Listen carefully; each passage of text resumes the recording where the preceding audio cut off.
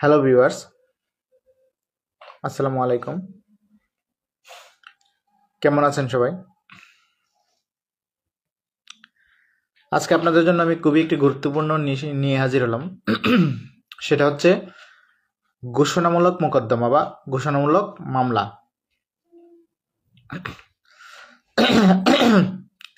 আমরা অনেকেই ঘোষণামূলক মামলার নাম শুনেছি, কিন্তু সেটা কি অনেকেই বুঝি না। তো ঘোষণা তো বোঝেন আপনারা, যে আপনার পক্ষে একটা ঘোষণা দেওয়া। যে ব্যক্তির কোনো সম্পত্তিতে সত্ত্ব আছে বা যে ব্যক্তি কোনো আইনভিত্তিক মর্যাদার অধিকারী, তিনি তার সত্ত্ব বা অধিকার কোনরূপ হস্তক্ষেপ ছাড়াই ব্যবহার করতে পারবেন।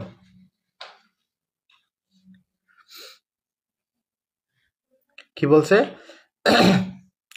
যে ব্যক্তির কোনো সম্পত্তিতে সত্ত্ব আছে বা যে ব্যক্তি কোনো আইনভিত্তিক মর্যাদার অধিকারী, তিনি তার সত্ত্ব বা অধিকার কোনরূপ হস্তক্ষেপ ছাড়াই ব্যবহার করতে পারবেন।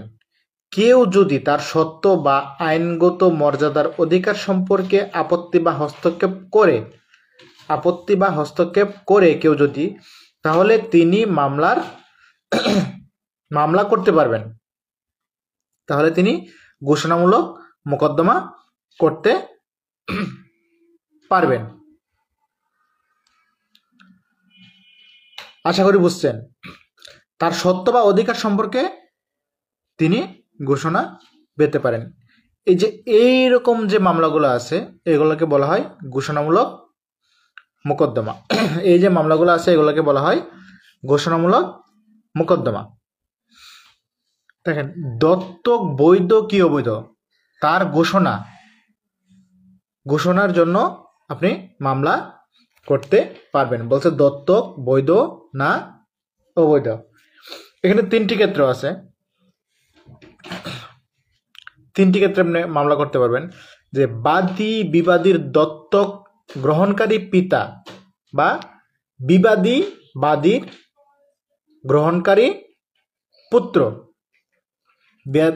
বাদীর গ্রহণকারী দত্তক পুত্র, এটা ঘোষণার জন্য আপনি মামলা করতে পারবেন। আবার 2 নম্বর বলছে বিবাদীর দত্তক পুত্র, বিবাদীর দত্তক পুত্র। আবার বলছে যে বিবাদীর দত্তক পুত্র নয়, এরকম ঘোষণার জন্য আপনি মামলা করতে পারবেন। আবার বিবাহ নিয়ে ঘোষণামূলক মোকদ্দমা করা যায়। বিবাহ নিয়েও ঘোষণামূলক মোকদ্দমা করা যায়। বিবাদীর নিকট বিবাহিত হন নাই, বিবাদীর নিকট বিবাহিত হন নাই, এরকম ঘোষণার জন্য আপনি মামলা করতে পারবেন। কেউ যদি মনে করেন দাবি করে যে ওই মহিলা আমার বউ, তো ওই মহিলা কি করতে পারবে?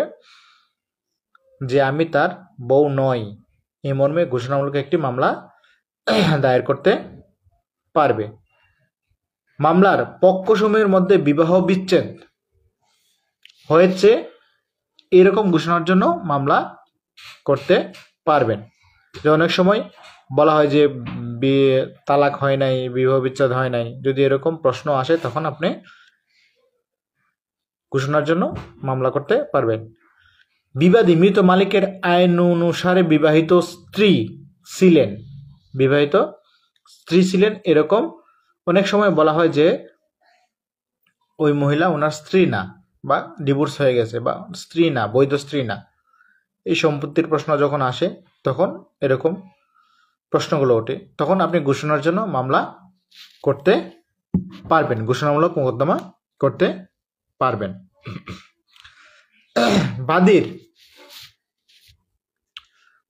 বাদীর আইনানুগ পরিচয় বা সম্পত্তির অধিকার সম্পর্কে অস্বীকৃতি জানালে বাদী এই ক্ষেত্রে ঘোষণামূলক মোকদ্দমা করতে পারেন।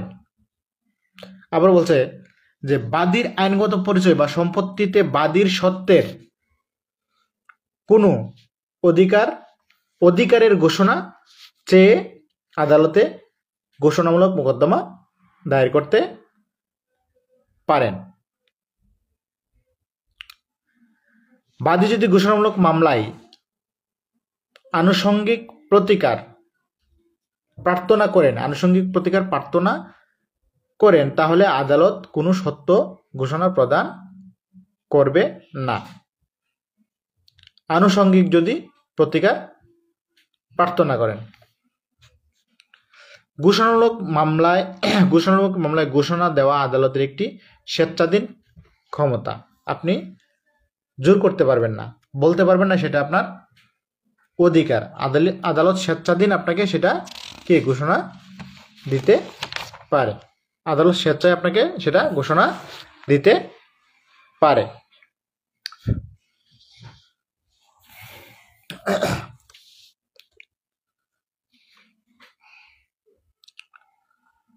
ঘোষণামূলক মামলার কোর্ট ফি নির্ধারিত 300 টাকা।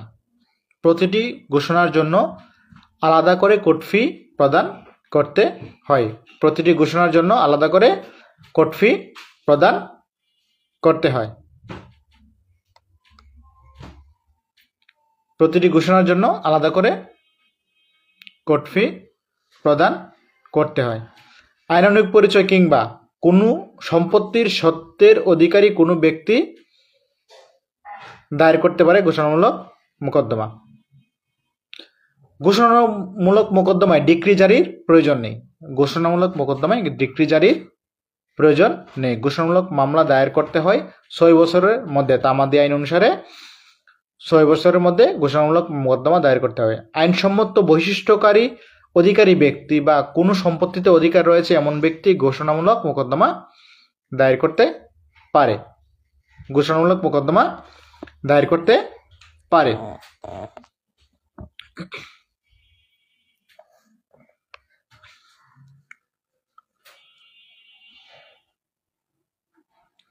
তো আশা করছি ভিডিওটি আপনাদের কাজে আসবে।